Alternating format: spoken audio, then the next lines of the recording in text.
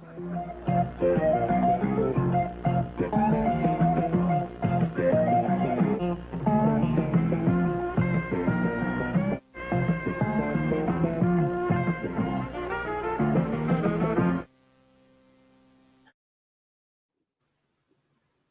right, we are on. All right. Hello and welcome to this week's edition of The Time and Place, the gospel conversation show where we discuss faith on the fringes and do our best to apply God's word to God's world. I'm Solomon. This is Julian. Yep. And today we're going to talk about the good and the bad of social media. But first, Julian, what the heck is going on in the world today? Well, finally, after all the recounts, lawsuits, protests, insurrections, whatever you want to call them, we have officially a new president, Joe Biden, number 46. No question anymore. It's happening. It's reality. I've been told you can't put a time limit on prophecy. So it could be Trump still somehow could be president. He's still gonna pull it off. Yeah. Well, I mean, if you trust the plan, this is all part of it. It's coming. It's been weird to see people like still holding out, like, well, no, it's not over yet. Like, no, it's over. Like, this is it. They had a parade. Really? That's it. That's official. That's official. What do you have a parade? That's it. I think he's changed his Facebook status, right, to the president. Harris, president-elect. Not the fake office of president-elect. That doesn't exist. But well, I mean, Harris gave up her seat in Congress, so that's it. It's all set. It's not going back. There you go. That's it. Yeah, that's crazy, man. Yeah, I was kind of in and out on it. I was kind of busy today, a little preoccupied with some stuff today. But yeah, it was kind of weird to watch. It was boring. There's no, like, they had all the flags out there, and then no one was really there, and everybody's in masks. And I don't know, it just seemed like really weird. I mean, so be honest, was it kind of like a NASCAR race where it's like you don't want to see anything happen, but you know, you kind of want to see some flames, right? Because otherwise, it's like, oh, this is just a normal, boring inauguration, a more boring inauguration because nothing's happening. Yeah, like there's no crowd, there's no cheers. It's just an old man talking. So I guess it was cool. I missed even that part. Like I totally even just missed the actual swearing in. But did you see the Bible that he swore in on? Yes, dude. That giant, thick. It was like locked. It had like the lock. It takes 2 keys and a secret stone to get it open. And brackets on it, like locked. Like that's never been opened. That Bible's never been read. There was a meme I saw where it said Joe Biden got his King James version from King James. That's the first one. That's a signed copy. First edition. Like first edition, King James. Man. That's it. He has it. He's got the whole thing. Yeah.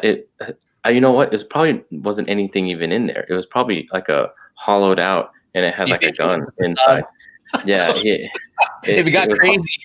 Right. He's got his hand right there, and it's hollowed out, and then just boom, boom. He flips those flaps on the side, just reaches in for a Glock, dives under behind Kamala Harris, and Kamala Harris, she was strapped. Kamala's a cop. She was strapped.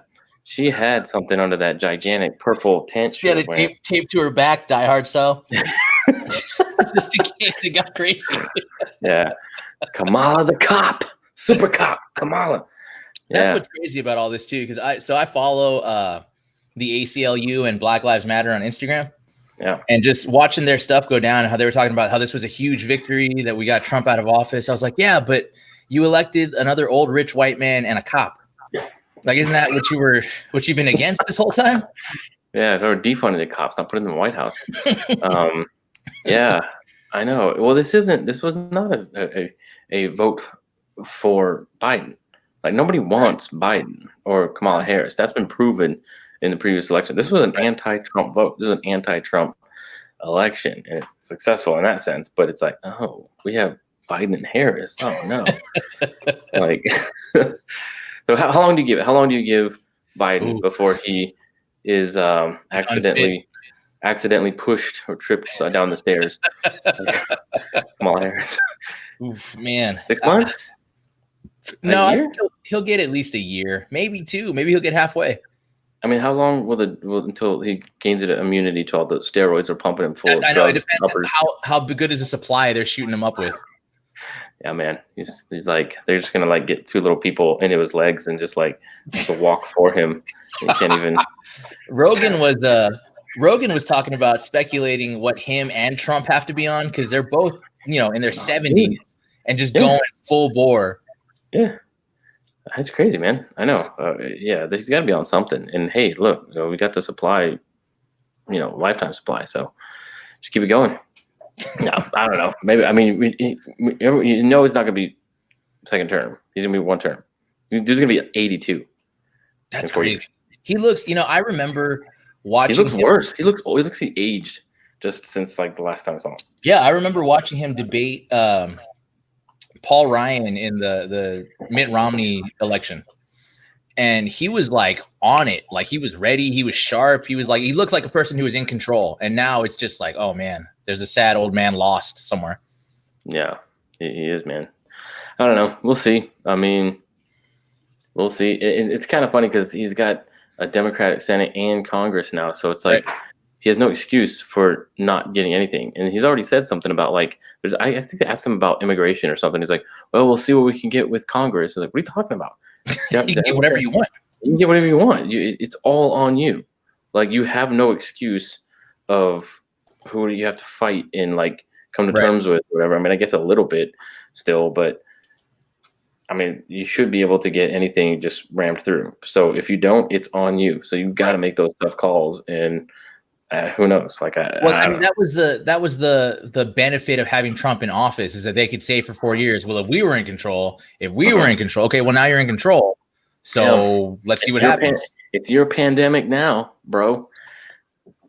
I mean, are we still jobless? Are we still masking? Right. Are we still, I thought as soon as Biden gets elected, that was part of his the virus magically goes away and we just go back to work and everything's beautiful, wonderful now, and got a vaccine and here we go. Yes, it was Trump all along. That was the problem, and now he's gone, so now things are better. Well, and maybe not. The day that he was pretty much in Chicago and New York started talking about, all right, we need to reopen everything. The economy is falling apart. This is too much. There's not going to be anything left to save. Like, the hardest places on everybody, we all of a sudden turned it around. Like, okay, we got to get back open now. So, yeah, I don't know. I mean, we'll see. We'll see what happens. I mean, what else can you do, right? Right. I mean, the good thing is that nothing happened today, right? Like, everybody was expecting a powder keg to go off and nothing happened. Yeah. Yes, that's a good thing. It's a very good thing. But I mean, I didn't really expect anything to happen. I mean, after the attack on the Capitol, security's gonna be heightened. Everything's gonna get double and triple checked. There's nothing. I mean, how could there be anything that happens? You know what I mean? Right. So, well, we'll play it out. I mean, it's gonna be. We'll see what happens going forward. Yeah. One of the interesting things to see going forward is our subject tonight is social media, because social media has been more high strung than anything over the election cycle, like out of control. Yeah. Or completely in control is how they've been, especially with the Project Veritas videos that have been coming out from Twitter. Oh, really? Where, apparently one of them was they have Jack Dorsey, CEO of Twitter, on video saying this isn't going to end at the end of the election. It's going to go on further, and it's not just going to stick to this conspiracy theories, but we have to attack the branching ideologies and stuff like that. I think I did hear something about that, where he was talking about Trump is just the beginning or something. Right. And it's like, well, what does that mean? You're just going to kick off anyone who you don't like? Or like, it's basically. I mean, it's really weird, dude. Well, yeah. So you want to get into? Yeah, we'll jump right in. So today we decided to have a guest to kind of discuss this with us. Someone else who's a little more maybe social media savvy than both of us, because Solomon is barely on social media, and I mostly just look at Vaporwave. So I thought it would help to have somebody on. So our guest today from the Created Curious podcast is Bailey Mullins. How's it going, man? How's it going, y'all? You guys are hilarious, by the way. This is very entertaining already. We have to vent our psychosis on here because this is in our heads otherwise. I like, yeah. I'm like watching. I'm like, oh, I want to talk about all this. This is funny. So, Yeah, man. So what thank do you guys think for about having me on. Inauguration Day and what's going on? Did you watch it, or did you pay attention to everything and all that? Biden president. Yeah, honestly, like since there was a point where I was just like, I'm done. I'm done paying attention. It was actually not too long after election day, and I'm like, oh, this thing's rigged. And then I'm just like, who cares? I'm just like, I'm team Jesus, you know? It's like, because you associate yourself with any type of ideology that's apart from the scriptures, and it just gets weird. It really does. It gets real weird. Watch out, man. We don't get pulled from YouTube. Can't say it's rigged. Okay. They're scanning. Say Jesus too much. I'm actually curious of when they're gonna start censoring like Christians that aren't even like political, you know? Yeah. Well, I mean, that's the fear right now, right? Is that so the weirdness really started to happen when I noticed it anyway, was right before the election. And what tipped me off to it was when I would go on Instagram. I used to follow way too many pages. I would see a cool image and I would just follow the page and I'm like, this is too much. So I started following the hashtags because then you still get the stuff rolling down your feed. And then they disabled the ability to follow hashtags. And the excuse was that it was to keep the integrity of the election. They didn't want disinformation happening. But it was across the board. Like I was looking up calligraphy and I couldn't follow calligraphy at that point. Yeah. I think this idea that the corruption of man does not seep into these big companies is kind of, I think, just it's kind of foo-foo, you know? It's like if I was not Christian, if Jesus was not my Lord and I am like a CEO of a company, I want everybody's like location information. I want to study everybody and see how much power I can gain, because like that sounds fascinating to me. Like a large scale, real life, like maze of like rats, like a science experiment. Let's see how much we can like enact our will on life, you know, on the people's lives around. And like, that's what I would do. And I don't feel like I am that cynical of a person either. And I'm sure there's a lot more, you know? And so I think to think that like you can't, you know, gain power through technology, and this idea that like, I don't even think we're going to be talking about it in terms of this way, but this idea that you can't, like the idea that, oh, it's just a business. Like, oh, they can do whatever they want. They're just a business. And it's like, they can do whatever they want on their business. I'm like, wait, when you have half the earth on your business, it's no longer a business, you know? Yeah. Well, see, and that's what's weird is that like, I think this is something that that's just kind of getting away from us. And it's like, so when you don't have the objective moral standard of scripture, we don't have that standard of God and his word. You go by what's the law of the land today, right? And so it's like, okay, whatever we can make up as a law. Well, we don't have laws for these sort of things with social media because it's never happened before. We don't have any sort of it's not covered in the Constitution, right? So it's like we're dealing with a whole different kind of thing. Like, you know, how to dispose of radiation also isn't in the Constitution. You know what I mean? Because it wasn't there. Like we didn't understand that. Like we're dealing with this new element that we don't even know how to regulate or put laws on. And if you're a company, you're saying, well, I'll just follow the law. I'm not going to break the law. And so that allows me to gather millions of information on data of people and commoditize eyeballs and people on the social media. And on Google, people search things, and now we're selling that data to advertisers and things. So it's like, that's not illegal to do. So why wouldn't I do it? Because that's, you know, and there's a movie, I didn't watch it, but I saw this really interesting called The Creepy Line. It's talking about Google and how they get up to that quote unquote creepy line, where it's creepy how much they're following us and they're building these online profiles of us, but it's not illegal. So it's like, but we didn't even know that should have been a law. You know what I mean? Like we're getting way ahead of ourselves with this, and the law is trying to catch up, and Congress and our legislation and lawmakers don't even understand what this thing is. Have you seen those congressional hearings with Mark Zuckerberg and stuff? It's just completely insane. They don't even know, like, well, how do you make money? You don't charge customers. They don't. You have these 70, 80-year-old men don't know anything about how a computer works or the internet. And now we're living on the internet. It's insane. It's crazy times to say the least, but I think one thing, like, to focus more on like the morality of it, it's like if we know anything about human nature, it's that we, based on history, take things to the very extreme. So if we have a little, we always want more, and we always want more, and we always want more. So like, if I know a lot about someone and I'm like, oh, I wonder if I can just know more. Oh, now I want to put microphones in their house and they can talk to it. And when they talk to it, it starts listening.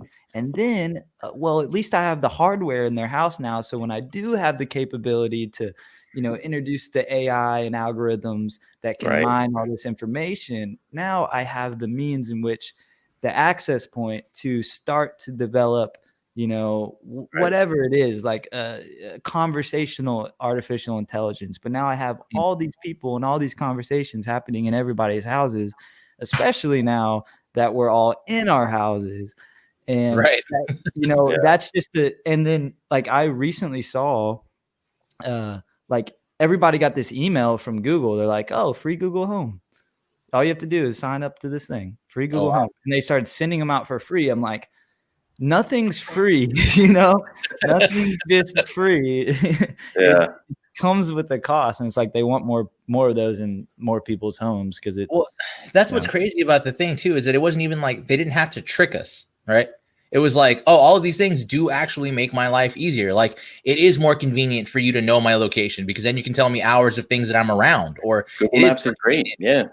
It's convenient for you to know my shopping habits because then you can recommend stuff that I enjoy. Like, that's all super convenient. So why wouldn't I want that? Right. And that's how they just played right into it. Like you said, now they can mine the technology. Now they, they'll. Yeah. Yeah. And it is weird how like they got us used to the products, the devices before the devices. They got us used to the devices and then the devices changed. Like those old Nokia phones, like cell phones. That's awesome. I'd say it makes the world safer. I can get in a case of emergency or whatever. And so, great. It didn't have a camera. It didn't have a microphone. It didn't have anything. It was just a phone. It didn't have social media, anything. But then that little thing in our pocket changed. It morphed. It evolved into this recording device. And it's like, well, it's just a cell phone. Well, yeah, it was 20 years ago, but now it's like this totally different thing. But you already got us used to cell phones, having a cell phone on us in our pocket and everything. So now we got used to the devices, and then the devices changed, and we're still used to it. And we think it's normal. If they came out right away, like in 1999 or something, saying like, we've got this device that's going to listen to you and gather all this information, we'd be like, what are you, crazy? No way. I'm not going to put that in my pocket. But that's not how it is. It's never that way. It's especially with like a lot of the totalitarian ideology we're seeing now of like for your safety, for COVID, for all these things. Right. That's always how it's gonna look. It's never gonna be we're doing this because we want to control you. If it was that, it was like, okay, well then screw you. We're not gonna do that. But it's like, well, no, it's for your safety, and you don't want to kill grandma, do you? It's like, oh, okay, well, yeah, if it's for our safety, but it's always gonna be presented that way. It's never gonna be presented as a religious thing, Let me ask you this: Does sin work the same way? Yeah. Right. And it's this with sin. It's this lie that we believe of, well, I can handle it. I know what the Bible says. I know what Scripture says about this. I know, but criminals argue semantics, right? Well, what is lust? Well, what is love? What is whatever? What is stealing? Well, I'm going to pay him back, but he didn't know I took it. It's like, you're just getting into the weeds. It's a sin. Like, you're just sinning. And so, yeah, it does creep up that, and we do say we can handle it, and we never can. That's what everyone thinks before it gets away from. What's really interesting about this topic is I was recently learning. I don't know if this is exactly true or not because I haven't looked into it, but I heard this recently, so it might be an interesting thing to talk about. There's this pastor. His name's Winky Pratney. He's wrote several really good books. He was huge in the Jesus movement, like along the lines of,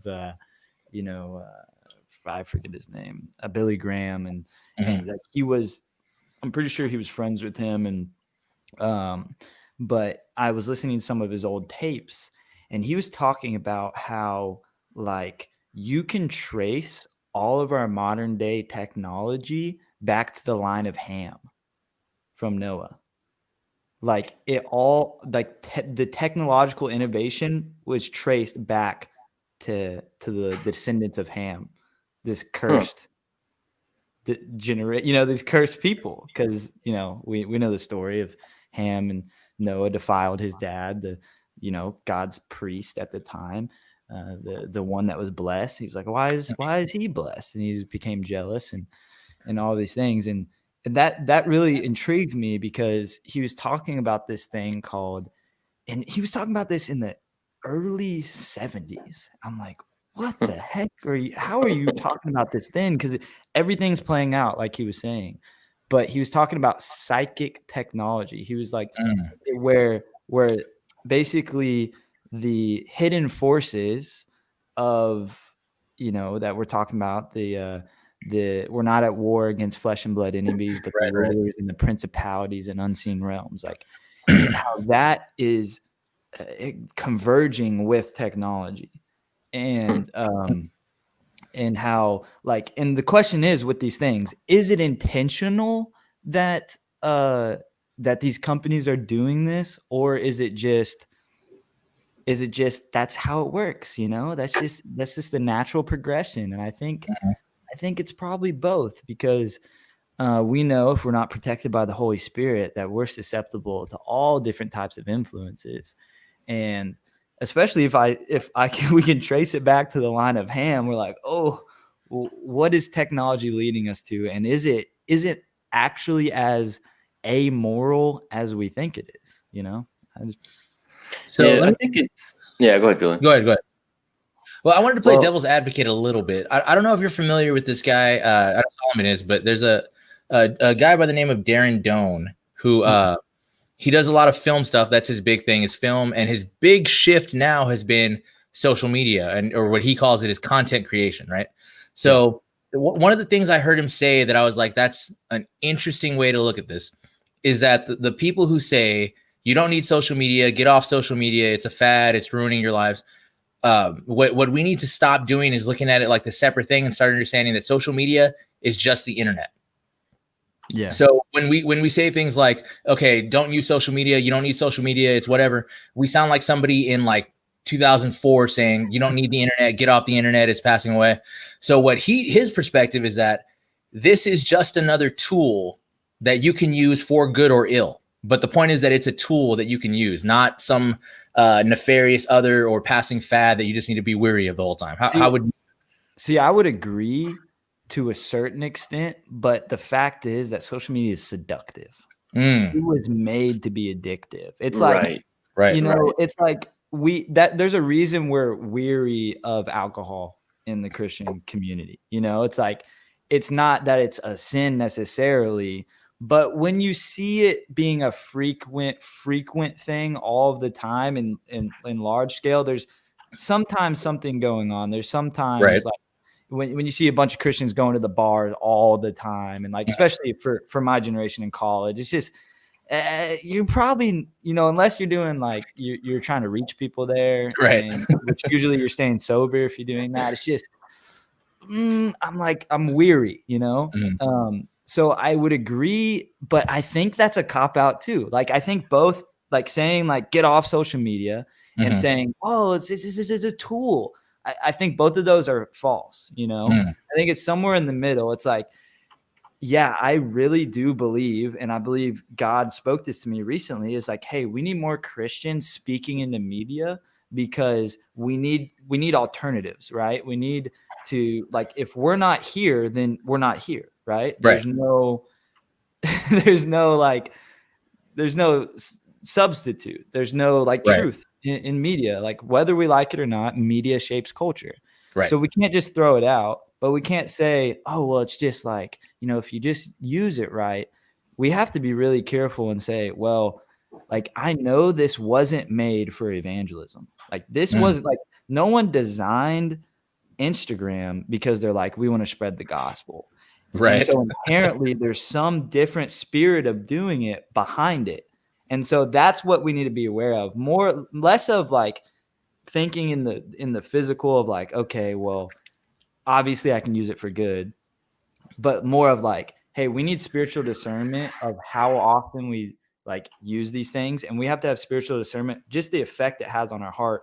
Because I know every time I get on, I use it and I really try to create this balance, but like I get convicted so much because it creates comparison. It creates this, especially for someone in college. It's like, man, you're seeing all these different things, and it's so easy to just get either down or too proud of yourself. And but this idea of balance too, we talk about balance. That's not even a biblical idea. Like that's a very Eastern thought. Like it's a very it's not a biblical thought. Like there's nowhere in the Bible where Jesus is like, just be balanced, bro. You know? And so it's like I'm not gonna make a claim of like it's good or bad or like how do we handle it. It's just a very sensitive thing. I think we need to be in media, but we really need to have discernment of like how it's affecting our heart and our relationship with God. And if we're not first, going vertical, then we shouldn't be on it at all. I think like, we're not going to be doing any good. If we're just like, oh yeah, here's a Bible verse and we read it out, it's like nobody's getting tricked by that. They know that you're not genuine, Yeah. I think it is a tool, but it's a tool we don't understand yet, and we're not handling properly. Like nuclear energy is a tool, but you have to be careful when you handle that. And there are regulations and safeguards and parameters and things that have to be in place and a way to handle and proper mixtures and proper. I don't think we're doing that at all with social media. I think it is this thing we've stumbled upon and we're using, but when no one is using it, no one's aware of the dangers of it. It's like a tool, but it's like super heavy and really sharp. And it's like we're not handling it with a care. Like a gun is a tool, but you can't. But we're putting it in the hands of monkeys, and it's not. It's ridiculous. And so it's like, okay, we need to have a rule that says don't hand a gun to a monkey. Like that's, but we don't, and that's what social media is. And you have everyone on there using it. Yeah, could it be used in a constructive, productive way? Sure. But we're not. I don't think we're doing that. And I think we're messing with something that we really don't understand how it is affecting us. And I think in the future we will look back at the way we did at where they put radiation in watches and in milkshakes and stuff, and we're just like dealing with this thing. And it's like, what were we thinking? Were they crazy? They let kids on social media. Don't they know the direct link to suicide that has?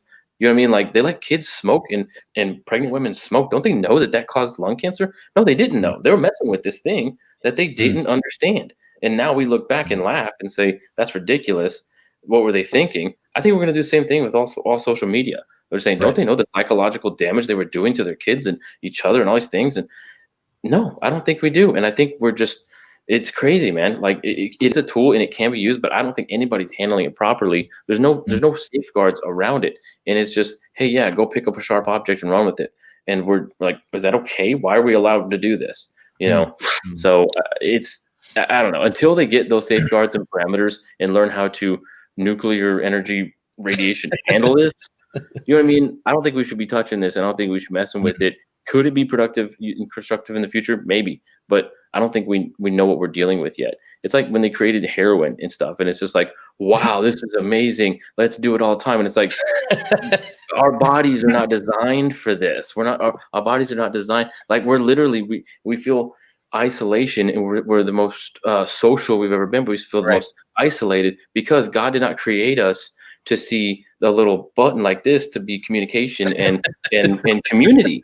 Like that's not community. Like that little icon, we see that, we're like, cool, awesome, we got those likes, we got the hearts, and it's like, but that's not how God designed our brains and our eyes and our emotions and our interpersonal relationship skills to understand that's community. We're in friendship, we're in a conversation. Our bodies were not designed that way. We're supposed to talk to people. We're supposed to hear them and pick up social cues and do all these things. But we're trying to treat social media that way, and our brains are not triggering that someone likes me, they're affirming me, or I have friends and I'm in community and I'm being encouraged and I'm having a conversation with somebody. But we're like, I have 10,000 friends. why don't I, why do I feel so alone? It's a dopamine drip. It's Right. just like all the time you're just getting hit with this. And if you guys have ever like taken a social media fast, like I did it not too long ago, and you just like at first it's hard. You're like kind of like just on edge, and then but after a while you're like, wow, real life is so much better. I think this is something I kind of want to bring up on that line is like Christianity's kind of trendy these days, you know? It's like you got the skinny jeans, you're the worship leader, you're starting your like your Christian brand, and it's like, man, I just don't know if that's like Christianity. Like I think, to some like I'm not saying that if you make a Christian brand that's bad. Like I have a brand, it's like, but I just it has a weird flavor to it where it's kind of lost its like, hey, the gospel message, like the day of the Lord is coming, like this is like a real thing. And it's just kind of it's like, oh well, we're spiritual, we're singing good, we're making music. I don't know. It's just I don't know what I think of it entirely, but for the most part, it's like, man, is this what the apostles and Acts had in mind? Is this what the first century church had in mind? Yeah, it's the religion around Christianity. When someone asks if you're religious, it's like, okay, yeah, but to me, when someone asks if are you religious, it's kind of like asking a pro baseball player, are you on TV? And it's like, well, yeah, but that's kind of not really what it's about. Like, like, do I know how to play baseball? How do I, whatever. It's like, yeah, of course I'm going to be on TV, but that comes with the territory, but that's not what being a professional baseball player is, right? So it's like, yeah, I'm religious, and there's this kind of air about it, but that's not what Christianity is, and that's not what the gospel is. Yeah, and definitely, and I think what you're talking about is like the cultural Christianity of today, and it's just the Christian in name only, and it's what the religiosity of Christianity looks like in 2021. That trendy brand kind of make music, and it's the fluff around a true thing. But I don't think any of that's necessarily. What were you gonna say, Julian? I don't think any of that necessarily is new to the social media era. Like we talked about this in church, and one of our friends, Churchway VBS, talks about it a lot, which I think is really interesting. How churches kind of adopted in the 80s and 90s the marketing practices of big business, right? So it really did your church as a brand. Like, what is your mission statement? What is your goal? What are your numbers? What's our program? What's our outreach? And this is just aesthetic, the next, what's your color tones. And this is just the next step of that, where it's like, okay, what's branding look like now in 2021? Social media influencers. Okay, so our church needs to look like social media influencers. We need to be putting out content where we're talking to the camera, telling them what we're going on, how we're doing life together. All of that kind of stuff. Are we making t-shirts? Do we have t-shirts to move? Let's get t-shirts out there. Do we have mugs? I need a tumbler. I need, that kind of thing. That's not necessarily new to social media, but it's taken on that form because that's how we do business now.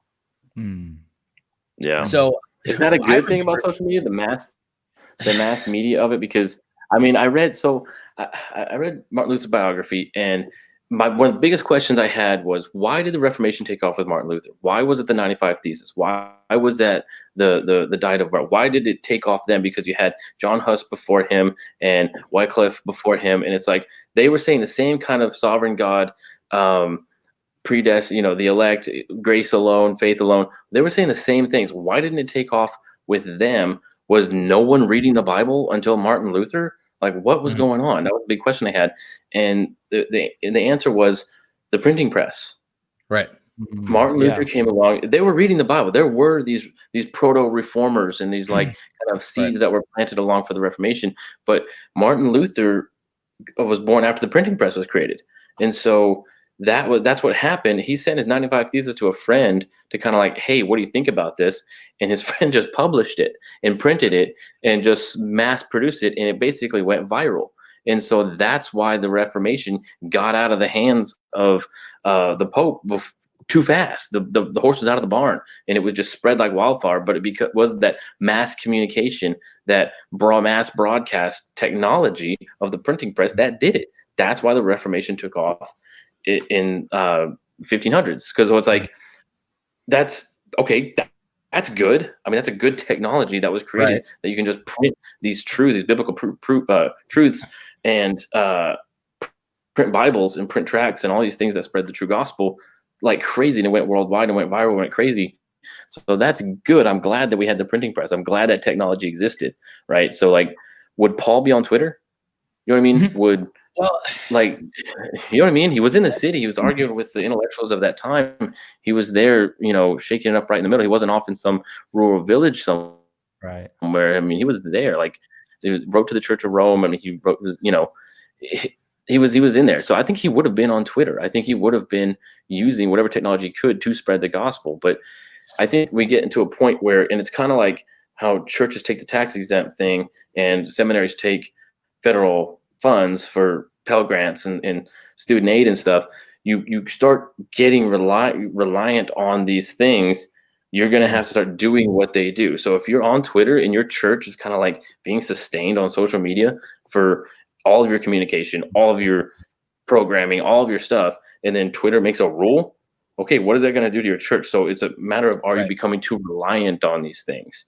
You know, and then if hey, that could just change with Jack Dorsey wakes up tomorrow, you know? I think a big thing is like the printing press didn't replace discipleship, you know? And I think we have to keep in mind that like there's a way God wanted to reach people, and it was through people and relationships. And when we get too far away from that, we get into dangerous territory because it doesn't become real, right? You're not actually talking to each other. You're giving these, you know, like you said, that's not community. And so if we have social media, this communication system layered on top of true Bible believing discipleship, eternally minded community, then it can work. But what I think we're seeing is like that become like the main thing. It's like, oh, if we can just reach as many people through here, we can put out as many big messages, we're going to like, it's going to be really good. And I do think people get saved through the internet. I don't think people stay saved through the internet. I think they have to find community. They have to get alone with the word of God. And I know for myself that like, you know, I think you can do this thing alone. You can, you know, be locked up in a prison and get alone with God and like, you know, have this relationship. But it wasn't made, like God didn't mean it to be that way. Like he meant us to be together and in person. Like like this, what we're doing right here is great. And I think it's a step further than just a Facebook message, right? It's really awesome that we can do this being all in different locations. But we just couldn't, we really couldn't break past a certain barrier, even on this, you know? And so it's never been about like, yeah, maybe you can preach the gospel online and that's going to affect people. And that, you know, that's what I do with my podcast. Have these conversations that I hope affect people positively. But my podcast really is more centered on the Christian. I want to build up the church. I want to give people resources so they like can start talking about these ideas, develop a sense of how they, you know, always be able to give a defense for the hope that's within, you know, that call that Paul the Apostle had. Like, this is what I'm really trying to do. And if someone stumbles upon it and they hear the gospel message and then they find a community after that, that's great. But my main thing is to equip Christians so they can go find those people, talk to them, develop a relationship, and you know, ultimately bring them to know the Lord. Not for the sake of them knowing the Lord because they deserve it, but because the Lord deserves for them to be in community with him. And so I think another piece of that too is kind of the instant gratification of social media. Like when you talk about Luther had his theses printed and sent out, like the people who read it didn't get through like the fifth one and then start commenting to Luther. Like, hey, I actually think, you know, you had to actually read it and sit with it and like mull over it and meditate on what he was saying. It wasn't, I heard this 5-second clip, so now I know everything about you and what you believe and how I feel about it. There was still that level of like, well, and even, you know, Luther debated. Like that was still a thing. We still had face-to-face. Let's bring our arguments to the table and hash it out in conversation and actually have thoughtful discourse, not instant like hot take reactions to what's going on. Yeah, it is that hot take. That hot takes are really bad. Like it's when I was on Twitter, I haven't been on social media since July. My accounts are still active, but I deleted the apps from my phone, and so I haven't been on unless we do this and I share it through just for our Facebook page. Wow. But yeah, and what you're talking about, that is that kind of jonesing, because I was on social media, I was on Facebook before it started, when it was just a college thing, because I started when I was in college, and yeah, it was like you had to have a school email to get on Facebook. And so like that's when I started Facebook, because I never liked, there was MySpace before, and I never had a MySpace because I thought it just looked so stupid. I couldn't even read it. It was like text in front of the images and stuff. I was like, it's just chaos. The song starts when you get on. I was like, this is insane. That was great. I loved it. Oh, it's terrible. So I was like, I never had it. I never wanted anything, you know, and I'm just not the biggest techie guy anyway. So I was like, whatever. And then, so I got to college though, and Facebook was a college thing. You shared notes. There was no chat. It was just like it was bare bones. It was just basic. I was like, okay, this is like a college thing. This is cool. I'll get on this. And so I did. And so I've seen Facebook transform into Facebook, like from the beginning of it. I remember when I had my AOL Instant Messenger and had all my friends on there, and then all my friends were on Facebook chat when chat started, and I remember canceling my AOL because everyone was on Facebook. It was so weird. It's like going from VHS to DVD or like Blu-ray. It's like, do I throw away my VHSs? What? Like, this is crazy, you know? It's like, but everything's on DVD, so I think I can. You know, it's like everybody's on Facebook chat, so I'm gonna delete my AOL Instant Messenger. Like, oh, it's so weird. I'm deleting it. And then it's like, okay, well, we're on Facebook chat, you know? And then Twitter, I didn't get on Twitter till a lot later, but yeah, and then Instagram, like, so, but I was like addicted to this social media, just vegging out, scrolling, just looking at friends doing, you know, just cool places I wanted to go, books I wanted to read, sneakers. Like it was just like a time waster for me.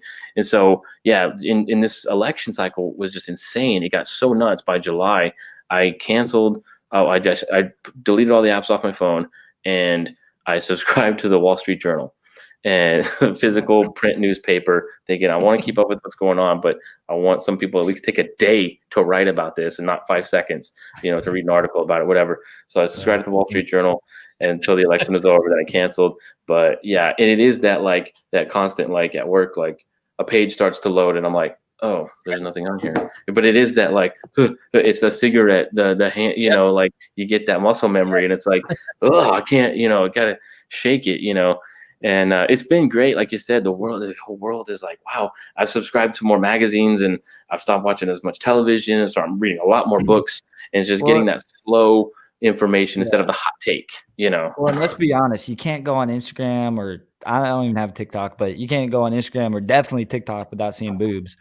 Yeah. Follow because I run, and so it's like follow a running page. It's like, oh wow, nobody runs with clothes on. Okay, I guess that's a thing. So I used to follow cycling page. I had to unfollow all the cycling pages for that reason. It was the same thing. But I mean, that's using the algorithm, right, to work for you. It's like, oh, this is what people like. So if I post this, I'll get a lot of likes. So like the algorithm, again, it wasn't designed to be a softcore porn feeder, but that's what it turns into. Right. Yes. Yeah. So man, cut it out. And I've done the thing too, where I'll close Instagram and then without thinking, open it again. And then be looking at it like, I just closed this. What am I doing? Like, it's just automatic. Like, oh, I got to see what's going on. Taking it off the phones was a big deal for me because that was the instant access thing. I don't get on my computer a lot. Like my work computer is all restricted and stuff. So it's like, and I get on my laptop for this basically, you know, so I'm not getting on Twitter on my laptop. Like it's just, I don't do it. So yeah, it was just the instant access to the phone. That's what makes me really weary about it, is like you automatically kind of do things. Right. It's designed to be addictive. Yeah. It's like, does that play into like being sober minded? Like if you just automatically do something without thinking, is that being sober minded? Or you're a slave to it. I mean, you're a slave to this thing, you know, whether it's cigarettes or alcohol or any of those kind of substance. I mean, it is that dopamine drip of like, okay, I'm a slave to this. And so, yeah, I can't get through my day. It calms me down, or it gets me mad or whatever, you know. That was the thing too. I'm not going to comment on anything And then I was like, I'm not gonna click on anything. I'm not gonna comment anything. I'm just gonna scroll, and that way it won't find out what I'm clicking on and get the algorithms on me. But then I would just see all this stuff and I can't comment, and it's just pissing me off. And it's like, it's like, well, forget it if I can't respond. Well, this is what we have to ask ourselves. Like, this is the biggest. This is what 2021 is all about. It's getting real. We got to get real. If we're followers of Jesus, we got to get real with ourselves, and we got to be honest. Are we using Instagram more than we're using the Bible? Do we care? Like, do we have more screen time on Instagram or the Bible app, or like are we in this more than we're on Instagram?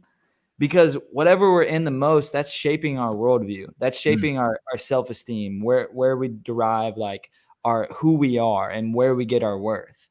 And this thing tells me that I get my worth in a divine way, that I'm created for this utopian society that will be, established on earth when the Lord returns. But the Instagram, it tells me that I have to keep, upgrading. It tells me I have to, work out and get the 6-pack abs, and everybody else is getting married around me. And like, that's what it tells me. This thing tells me something way different. And we have to really get raw and real with ourselves and say, man, maybe I don't love God as much as I think, And it's like, oh, that's tough.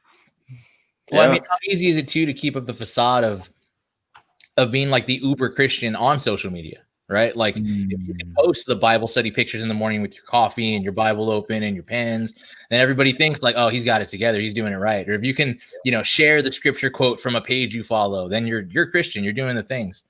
So at church this week, we've been in James, and we got to the section where he talks about the tongue. And how, it's powered by the fires of hell and no one can control it. And if they could, and I was thinking about like, can you imagine James seeing Facebook or Twitter? Like, what are you doing? What are you thinking? You can't control your tongue, and you're giving access to millions of people in an instant. Like, what has happened? Yeah, that's definitely it's crazy. It's gnarly to think about that. So I posted a quote from okay. Oh, go ahead. I want to hear about the quote. We got a little lag. I'm sorry. No. I posted a quote from Zuckerberg this weekend where he was saying that, he developed Facebook when he was 19 and he didn't really know anything about business. He didn't really know what it was going to be. And when I was looking at that, I was like, man, I was like 17 when I signed up for Facebook. Like, I didn't know what it was going to be either. But I remember like a time before social media. Bailey, what was your first like experience with social media? How old were you when you were like cognizant of it? And how did it like influence you in any way? Yeah, so I was a MySpace kid. I was like one of the last MySpace kids for sure. And then I got on, and that wasn't really a social media to me. That was just, I mean, it was, but it was, I remember it was like 6th grade, and you had like your fave 5 or whatever, your top friends. And that was a big deal because like that, everybody could see that. And like that was the biggest thing about it. Like who was your top, who was your featured friend? Right. Yeah. And so I remember that kind of playing into social, cues and stuff. But if you want to consider texting a social media, texting played a big part of my middle school experience. I remember like you would get little girlfriends and then you would text, and it would like you would never be bold enough to say the things in person that you'd say over text. And so you always ask them to be your girlfriend over text or something like that. And I remember talking to a teacher at the time, and we were telling her, I was like, yeah, text makes it easier to say stuff. And she was like, I don't know if that's a good thing, And but we like our little, undeveloped brains are like, oh, why wouldn't it be? This is awesome. I get to have a girlfriend, Right. And it's not real communication. Yeah, but I remember Facebook, when we got on Facebook, I think it was like 7th grade is when everybody really started getting on it. And And the cool thing about it was just your friends, right?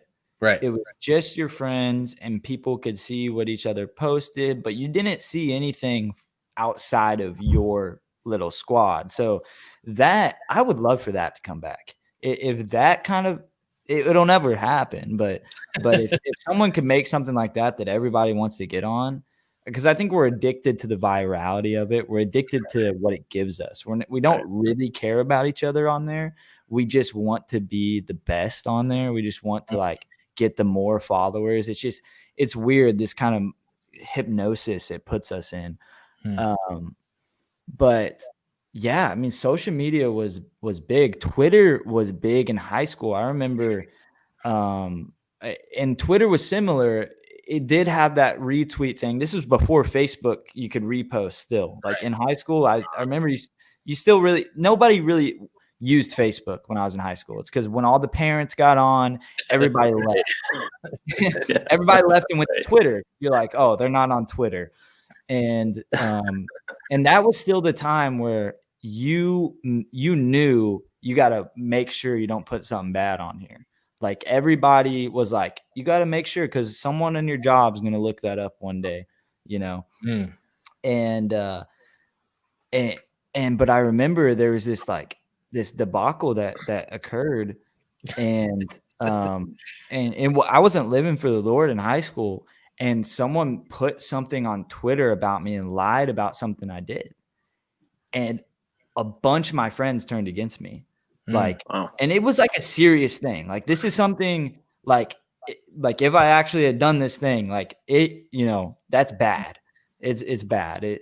And I hadn't at all. And so it was like that first, and when that first experience of, oh my gosh, this is like detrimental, to someone's life. So yeah, it definitely played a role in my development, but I'm like, I was born in 97. So I kind of I'm still like a 90s baby. So we had all this like really solid developmental period where we're still building tree houses, going outside, riding our bikes, adventuring in the woods. And that was what we would want to do. And now I see my little brother nowadays, and man, it's just so weird. They just don't do the same things we used to do. Yeah, I remember dial-up internet. I remember seeing high-speed broadband internet for the first time. I was at a friend's house, and he got online, and it was like MSN or something. He like clicked and he was on, and he like started Google search. And I was like, "Where was it already up?" And he's like, "No." And I was like, "It doesn't take you like 5 minutes to get on the internet?" And he was like, "No, it's really cool, man. It's just like boom, right on." I'm like, "Holy crap! Like this is." It's the best thing else. What else do you need? Like, yeah. We Julie and I think saw a little bit more like just like we knew the world without phones, right? Without internet, right? I remember the iPhone came out and it was like a big deal, and one of my friends had one. It was like, oh my god, like you're rich. Dude, I stood in line for the first iPhone. I had like a 12-year-old. No, oh my god, I was in high school. No, I still had it might have been a Sony or a Samsung at the time, but I had an iPod Touch, so that was like the closest I could get to the iPhone. But it was like the same thing without being a phone, so it was on the same functionality. Dude, I remember the case that came out, like, because I had the iPod Touch, and I was like, man, I was always the kid that would like, I created like the Call of Duty challenge lobbies where everybody get the unlocks. Like I hacked the PlayStation and all that stuff. Like I was that kid. So I was like, I found this case that had like a little, it'd give you a free hotspot with the case for like 3 months. And I was like, dang, if I got that case, then I would have an iPhone because I have the iPod Touch. I was 18 when I got my first cell phone, and it was the old flip phone, like old Verizon flip phone. When I was 18, and then I didn't get an iPhone until 2010. I was like 20, 22, something like that. Yeah. What did that comment ask? The comment was actually talking about how you said a squad setup. So she was talking about group chats. That's your squad. Oh, social yeah. But what's interesting is when you were talking about texting, I had never thought of that before, and I'm having a flashback. One of the things that's tricky about social media is the anonymity and also like the secretiveness, like the DMs, like getting in somebody's DMs. I remember texting somebody in my car when I was like 16, 17, and it kept buzzing or like going off, right? It had the tone, and it kept going off, and my parents were like, "Who are you talking to?" And then I remember going into my settings and turning off the sound. And then I was like, there, now I can talk to whoever I want, and they won't hear anything going off, so they don't know what I'm doing. And now looking back at that, like, wow, that's really dangerous and sinister to give to like a kid. Like, here, do anything you want, and nobody will know. Yeah. And how much is like the social media functionality, like Snapchat, like, oh, it disappears. No one will ever know because it's gone after they open it. Well, like, I mean, on the internet, nothing disappears. Well, yeah. Well, Snapchat is a perfect example of a piece of software that was not designed to preach the gospel at all. That did freak me out the first time I saw like teenagers on Snapchat. I was like, whoa, they let you do that? Like, they let you guys get on Snapchat? That's really sketchy. Yeah. The origin of Snapchat is really bad. Right. But I mean, what's not on social media now? Like what the idea, like Snapchat's the college thing, share notes and talk about class. I mean, and that's I think that's why the end times is becoming such a more, it's always been a popular topic, but such a more kind of more talked about topic, because I mean, you're seeing culture conform to this sexualized, immoral ideals, and we're losing track of what really matters, and we're becoming numb to everything. And what's crazy and like is what happens is when things like this become normalized, people have to go to a new extreme. Right. I mean, you see, like, let's just talk about it. You see this with gay marriage. Gay marriage become legal, and then like 3 years later, everybody's cutting their wangs off. Like, just I don't want to say that. Like, it's weird. It really is. It's weird. It's creepy. It's demonic. Yeah. And but it's true. It's a straight line. Like, you're not wrong. One doesn't come without the other. Well, I've never heard a rational argument against the slippery slope idea of like, okay, well, we have to draw the line somewhere, don't we? And it's like, okay, if we say 2 men can marry, who would say man can't marry 2 men? Who would say can't marry 3? Or it's like, and the only, literally the only response ever is, oh, come on. Well, I'm sorry, but oh, come on is not an argument. Like, that's not a rational thought. What is to say? And that's the whole thing with like evolution. Like, if you're a materialist, Darwinist evolutionist, you have no argument against racism. You have no argument against superior, more evolved, less evolved. That comes with the territory of that worldview. So, and again, it's like, well, we shouldn't. Well, why not? I read Guns, Germs, and Steel, and he was talking about how civilizations rise and fall. And he was talking about, well, these people over here advanced this way, invented boats and weapons, and these people on this island didn't. And so they conquered these people. And that was like, okay, you're talking about survival of the fittest. Right. How is that amongst people and civilizations? How is that not right? He basically gave a whole racist argument of how some civilizations evolved further and faster than others, but not racist. But they're all completely equal. And it's like, okay, from your worldview, it doesn't sound like they are. I believe we're all created in the image of God. So I understand that we're all come from 2 parents, Adam and Eve. So you don't. You believe we're evolved societies of bacteria at different stages. So in some stages have to be above and faster and more evolved than others. So what are you talking about? And it's a reality battle. It's a reality battle because really what's going on here is it's really this uncoherent like worldview that takes place. My friend Michael put it in a great way. Whenever he was talking to this atheist from the University of Texas down here, he was visiting A&M, and Michael's a full-time college missionary with Chi Alpha Ministries here, and he was like, people love to say they're evolutionists, but they don't actually believe it. Right. Because when it comes down to it, it's about survival of the fittest. And it means that we should be killing all of the people who aren't as good as this person. You should not, like, if we truly were evolutionists, what we should care about most is the advancement of the human race, the brain, all of these things. Right. And if that was the case, we would not be helping old ladies. We would Right. not be helping the needy. We would not be helping, mentally handicapped people. And so you say this the one thing, coronavirus is a Darwinist dream. yeah. Right. Like, morality is subjective, You know? but nobody should be mad at someone or like no one should hate someone for their race. Like, Right. these are both belief systems that a lot of people hold together that actually don't make sense. Yeah, I mean, it's everyone knows that there is a God, and they're suppressing that truth into their unrighteousness, and that like oh, we're all matter in motion, it's all meaningless. Well, I'm really glad you don't live that way. You're saying that thing, but you don't actually believe that, because you know that there is a God. Everyone knows that there is a God, and we suppress that truth and that knowledge in our unrighteousness and exchange the truth of God for a lie, and exchange worship and glory of the Creator for the created thing, usually ourselves these days. It used to be elemental gods, the sun and stars and things, but now it's ourselves, but still the created thing that we're worshiping and bringing glory to.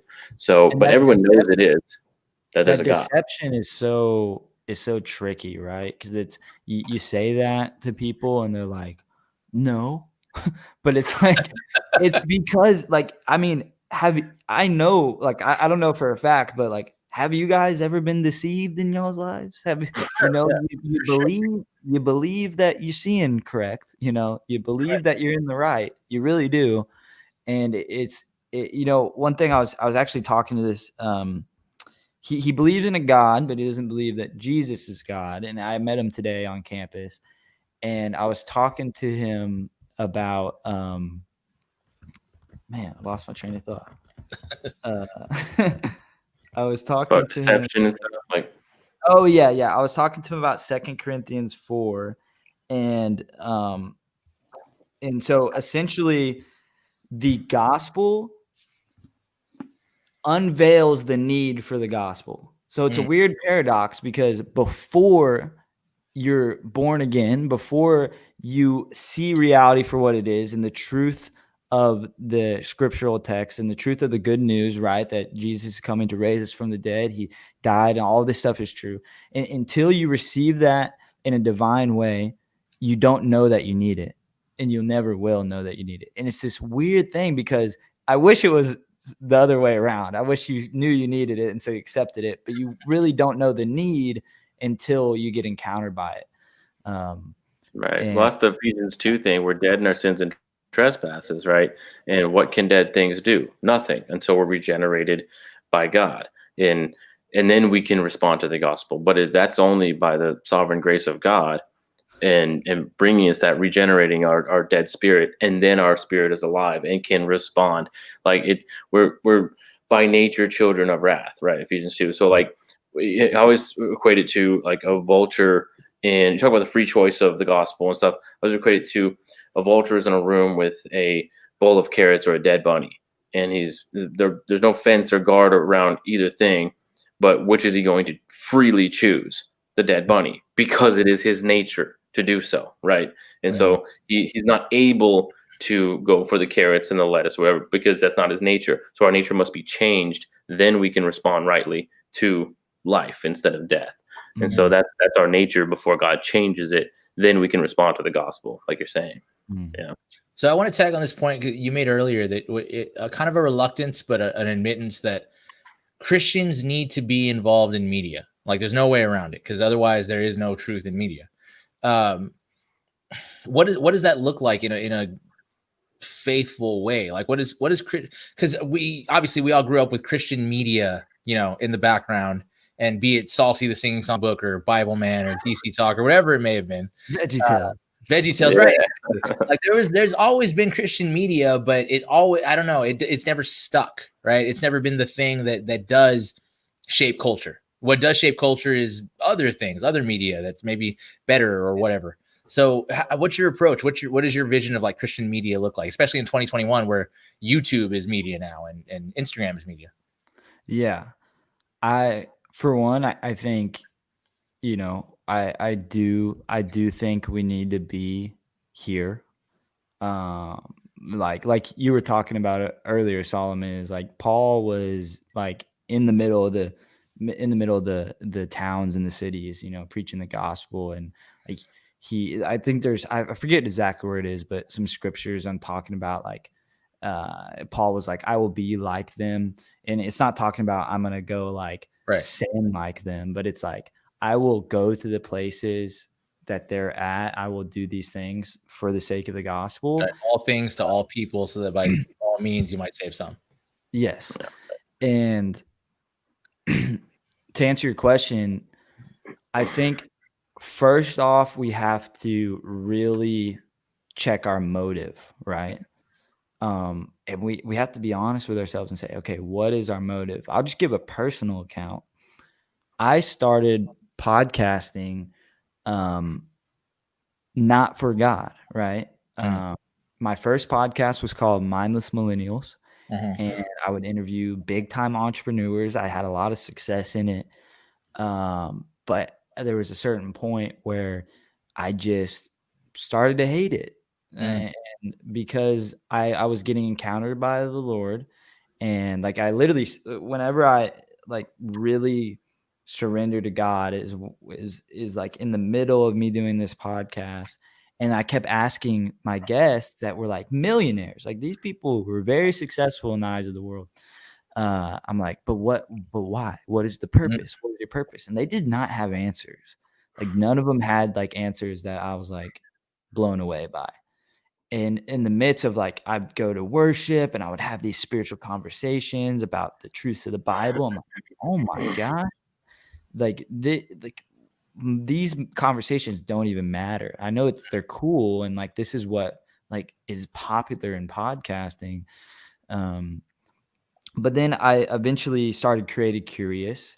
And even in the midst of that, I'm like, okay, this is about God. I care about God. I want to talk about these spiritual truths and these divine realities. And but then I watched this sermon, or listened to this sermon called Two Shackles and a Shirt. I would recommend everybody listen to it. One of my pastors recommended it. And it was talking about how he went to Africa to save souls, right? And he went there because he didn't want anybody to burn in hell. And so when he gets there, and this is an old timey pastor, when he gets, and this is when it's hard to go to Africa. Like now we can, it's fairly easy just to go. But like back then, like, man, that your family thought you were dead or something, like you weren't coming back. There was like half a chance you weren't coming back. And he gets there and he realizes, or he starts talking to people and he realizes they already know who Jesus is and they don't want anything to do with him. And he gets really mad at God. And in the midst of like his anger to God and in prayer, it just clicks. He's like, and God speaks to him, you weren't here for them. You're here for me. And then I as I'm listening to that, I'm like, wow, okay, we really have to figure out why we're doing things. Like the purpose, we're not called to preach the gospel because people need to be saved. That is a fact, but that's not why we're called to do it. We're called to do it because God deserves to have these people back. Like he loves them a lot, and it breaks God's heart to see his people lost. And that's why we do it, because we love God so much that we don't want to see him heartbroken. And that's why we share this message. And out of that motivation, that motivation sustains.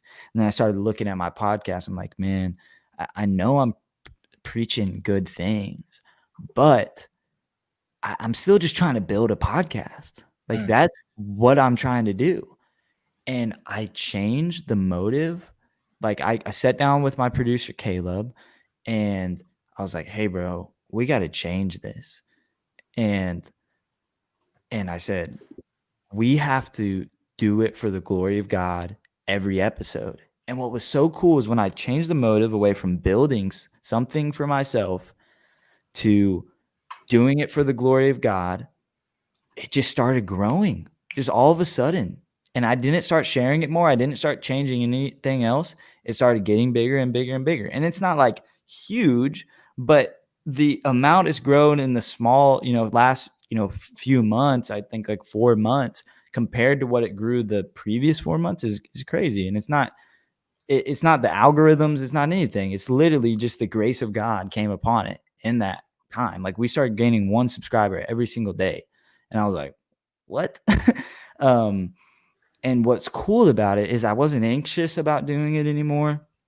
I didn't have to hit a certain goal because every time we got on the podcast, we were achieving the goal, which is to glorify God. It wasn't like if I don't hit 1,000 subscribers, then, I failed. It's like if I hit 1,000 subscribers, that's literally just a bonus, But every single time we hop on the mics, the purpose is being fulfilled.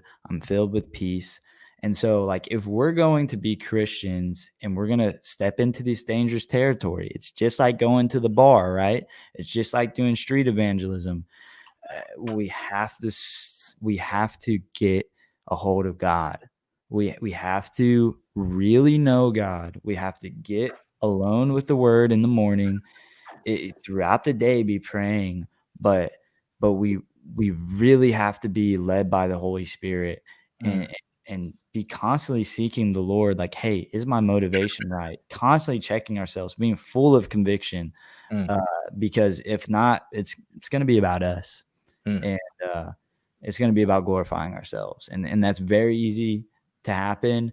But I do think there's a place for genuine believers to be on the platforms. Right. So, it's interesting because it's a new media, but that's not like a new approach, right? Like in the 80s, you had televangelists who had that. It was like, oh, it's about me and my platform and my money and my this. And before that, it was the same kind of thing. You always had somebody who the gospel was a springboard to something else, to some kind of fame or some kind of notoriety.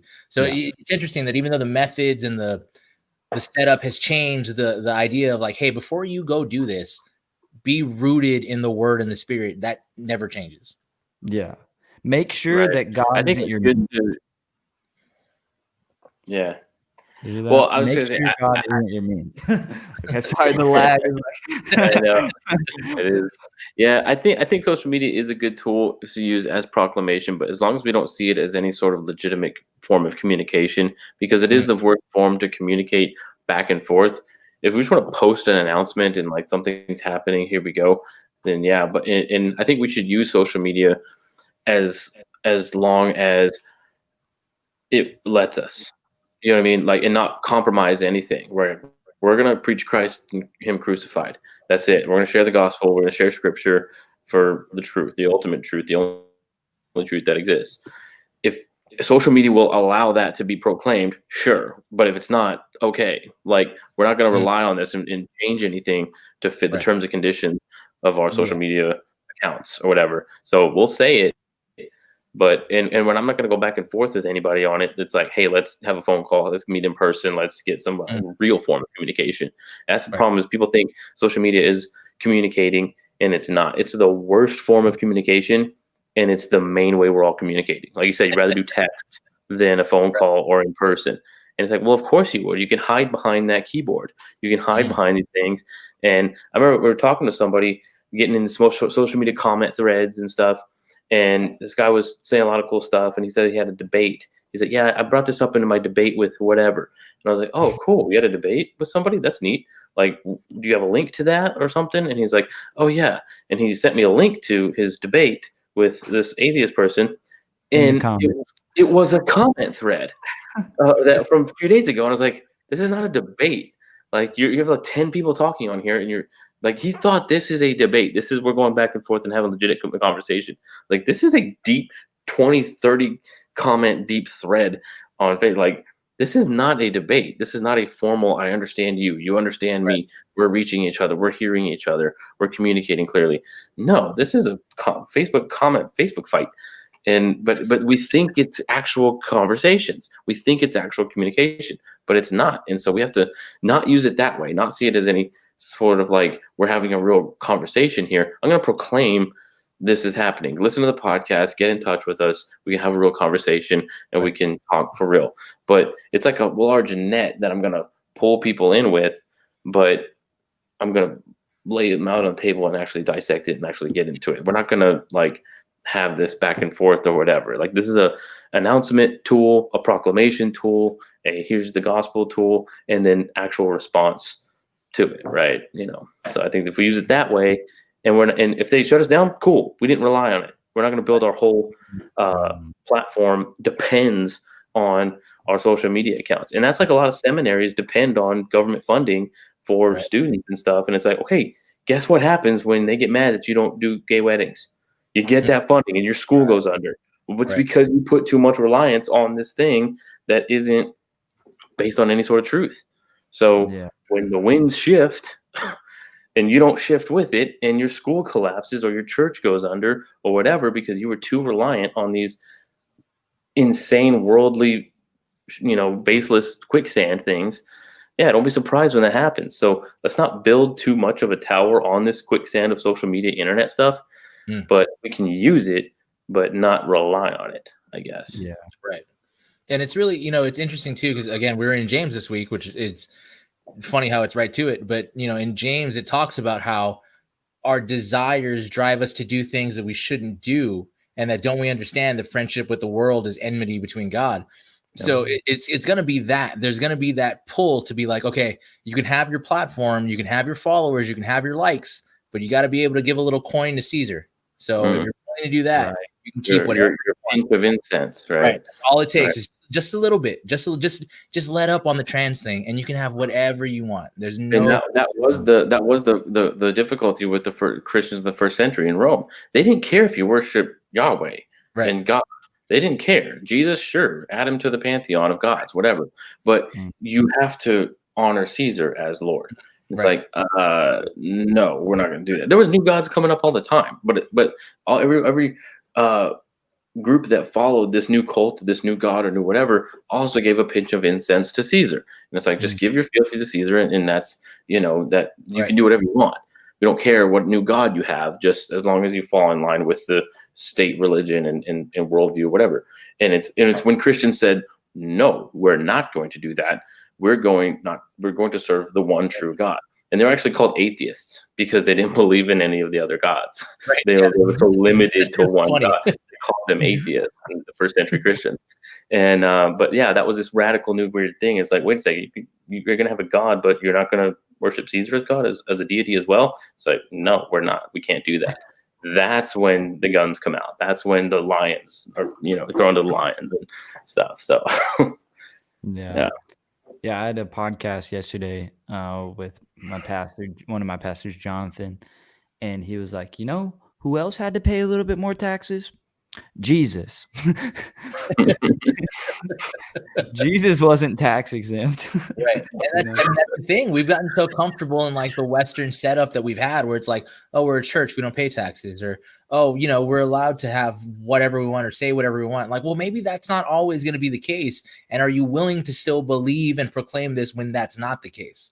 Right. And a lot of people have never thought about that before. Like, they've just never thought that, well, maybe it won't be so easy. And now it's kind of like you see the panic now. Like, oh, Biden's president, run for the hills. Well, you do see these it's a convenience thing, right? Even with like government funding of schools, it's like, well, yeah, I'll take a grant or I'll take a, FAFSA, student aid, like, oh, sure. But it's like, well, that ties you to that. And when daddy's paying the bills, you kind of got to do what he says, right? Or he's going to cut you off. And so we see it's going to be a certain GPA, you got to, or something, or affirm certain worldviews, or not speak out against certain things, or whatever, or you're going to lose your funding, or you're going to lose whatever. And so it has become this like reliance thing that we shouldn't get into. It shouldn't even come to that where we're in danger unless we fall in line ideologically and on a worldview way, right? But part of that too goes back to what you kind of brought up is that, real life now is social media, and we're not grounded in like a community of people, right? So how many of us are like, oh, well, I need this from the government. Well, why aren't you getting it from your church, right? Like if I lose my job, I don't have a safety net. Well, why don't you? Aren't you part of a church? Don't you have brothers that you can turn to? Isn't there something that you can go to? Well, like, no, there's not, because I'm not plugged in. I'm here. This is what I do.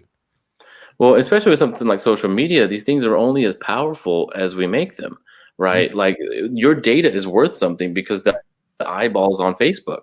Like that's why it's so valuable because there's a million eyeballs. Okay, well, what if there wasn't?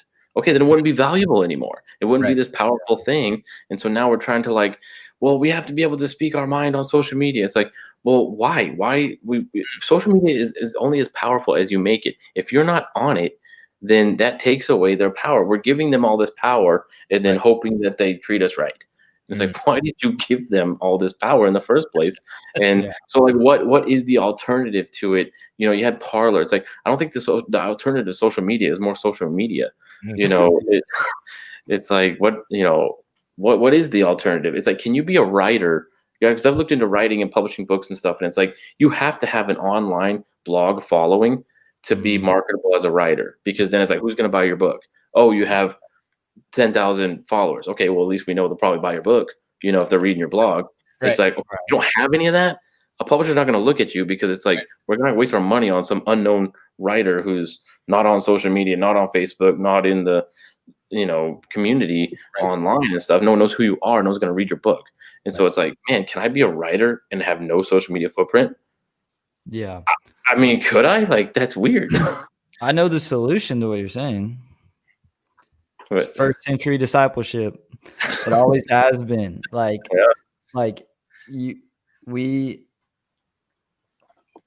God is not afraid of censorship. Mm. Yeah. He's not scared that the gospel won't be proclaimed. Right. It will, and it always has. And actually, it could spread more during persecution. Right. Yep. Every time. It's the only belief system, the only religion, the only thing that happens with. Right. When you kill us, it spreads. Yeah, Tertullian said the blood of martyrs is seed of the church. I mean, that was first century Christian right there. So it's like, yeah, that's true. When we're oppressed, we grow. And it does weed out some of the fakers. Maybe we'll lose some of this superficial cultural Christianity when we do start getting put in jail or persecution comes. Right. And sometimes it's needed so true faith can grow, We will. And, I mean, America can end tomorrow and it wouldn't do anything to the kingdom of God and the spread of the gospel. It's been prophesied about. Like, we have prophecy. Do we believe the scripture? If we do, then we know it's coming. Part of it too is that I think we don't have an idea of what a prophet was or what an apostle was, in the sense of like what they were to the society, right? Like John the Baptist wasn't like highly esteemed, right? He was like, oh, is that weird guy that lives out in the desert and eats bugs. And he got killed for talking about marriage. Like, he got involved in a marriage controversy and they got him killed. Like, we're not prepared to do that. We want to be the pastor in suits on stages talking, rubbing elbows with Oprah and hanging out with Bieber. That's who we want to be. That's what a pastor looks like in 2021.